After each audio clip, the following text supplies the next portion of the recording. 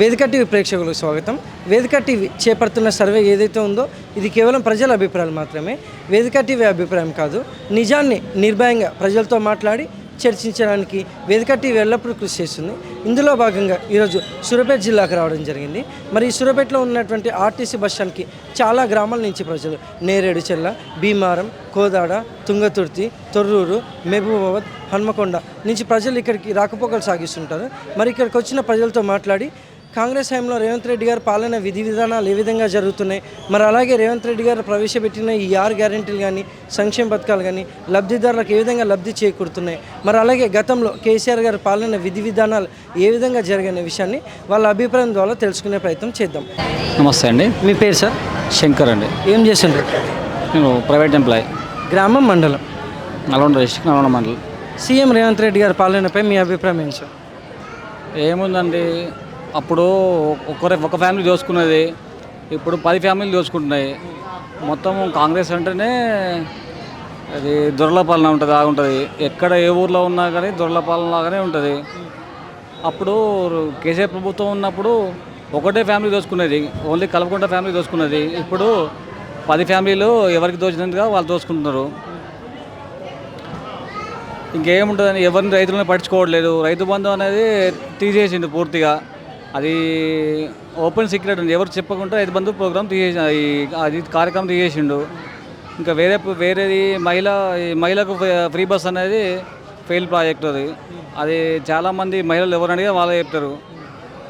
దాని మీద నేను ఎవరికి లాభపడుతున్నారంటే ఎంప్లాయీసే లాభపడుతున్నారు.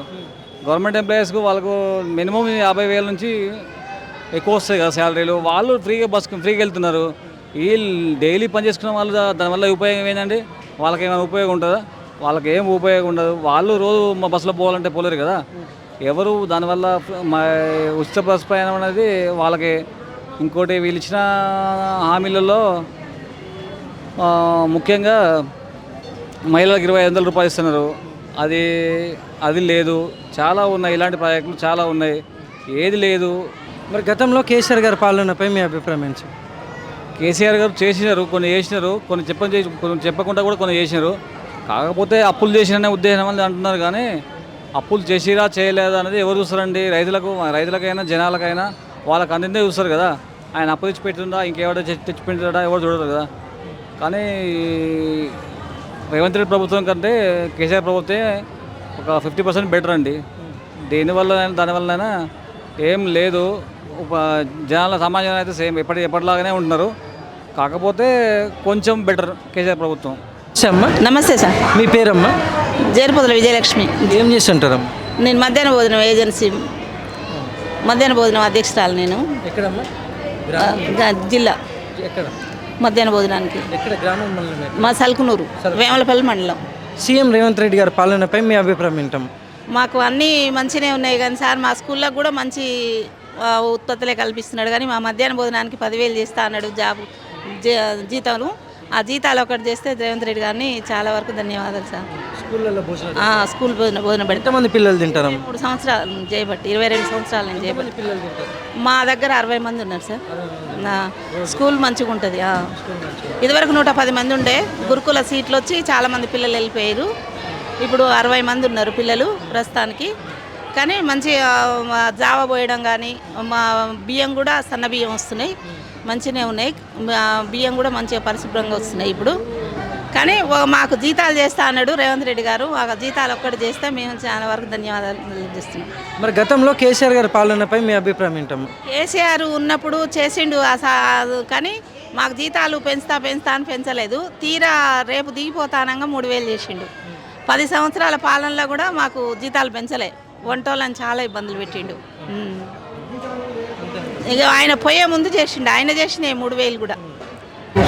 మీ పేరమ్మా? నా పేరు రజియా. ఏం చేస్తుంటారమ్మా? మేము వ్యవసాయం పని చేస్తారు. గ్రామం, మండలం? గ్రామం గుండ్ల సింగారం, నూతనకల్ మండలం గుండ్ల సింగారం. సీఎం రేవంత్ రెడ్డి గారి పాలనలో వ్యవసాయదారులకు ఎలా ఉందంటారు? దానిపైన మీ అభిప్రాయం ఏంటమ్మా? మంచిగానే ఉంది. ఇక బస్సులు గిట్ల వేసిండు కానీ గొడవలు గిడవలు గిట్టుకోవటం అన్నీ ఘోరంగా అవుతాయి. ఇక అవి వేసే బదులు మహిళలకు 2,500 వేస్తే బాగుంటుంది. ఇక మరి అప్పుడు వేస్తే ఏమైంది మరి? ఈ బస్సు అయితే ఆపకుండా కొట్టుకోవటం తిట్టుకోవటమే ఉంటా అండి. అదే పైగా ఏముందని అనేది అట్లా వేసిండే బస్సులకు వేసిండు, ఈ గవర్నమెంట్ దీనికి దానికి వేసిండు, కానీ మరి ఇట్లా ఇది వేసుడు మరీ ఘోరం కదా, అంతేనా కదా. ఇప్పుడు మగవాళ్ళు లేడీస్ కూకుంటే బయసు కూకుంటే నీ టికెట్లు డబ్బులు ఇస్తాడు, మీరు ఇస్తలేరు అని అంటాండి. ఆడ గొడవలు కావట్లేవా, కొట్టుకోటాలు తిట్టుకోటాలు, అదే అనేది. రైతు బంధు వస్తుంది, రైతు బంధు ఇక ఉన్నోళ్ళకి వస్తున్నాయి 1,00,000 2 లక్షలు, పొలాలు బట్టి వస్తాను. కరెంట్ బిల్లు ఫ్రీగా ఇస్తాను. గ్రామంలో రుణమాఫీ జరిగిందా? జరిగింది. మాదా గుల్లసింగారు. ఇంకా ఏం లేదు, ఇదేమని చెప్పాను. మరి గతంలో కేసీఆర్ గారి పాలనపై మీ అభిప్రాయం ఏంటి? కేసీఆర్ కూడా బాగానే చేసిండు, ఆయన కూడా చేసిండు. ఆయన ఎందుకు చేయలేదు, ఆయన కూడా చేసిండు, ఆయన కూడా బాగానే చేసిండు. ఆయన కూడా ఇట్లా ఈకలం కింద పెట్టిండు, అట్లా డబ్బులు ఇచ్చిండు, ముండ పింఛనని ఆయన పెట్టిండు, ఈయన పెట్టిండు, అందరూ పెట్టిర్రు, పెట్టలేదని ఎట్లా పెట్టిండు. ఆయన చేసిండు, ఈయన చేసిండు. థ్యాంక్స్ అమ్మా.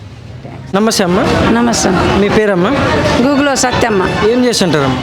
మేము క్వింటాల్ చేస్తున్నాం. గ్రామం మండలం? మండలం తుంగతుర్తి మద్రెల. సీఎం రేవంత్ రెడ్డి గారి పాలనపై మీ అభిప్రాయం ఏంటమ్మా?